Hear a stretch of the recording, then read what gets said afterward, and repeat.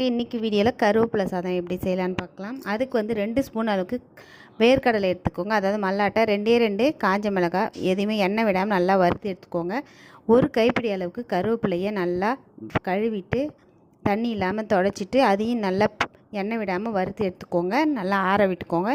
இப்போ வந்து மிளகு, சீரகம் சும்மா கால் ஸ்பூன் சேர்த்துக்கோங்க. அதையும் நல்லா இது கூட சேர்த்துக்கோங்க. அதுக்கப்புறமா ஒரு 2 ஸ்பூன் அளவுக்கு எள்ளை நல்லா பொரித்து அதையும் அது கூட சேர்த்துக்கோங்க.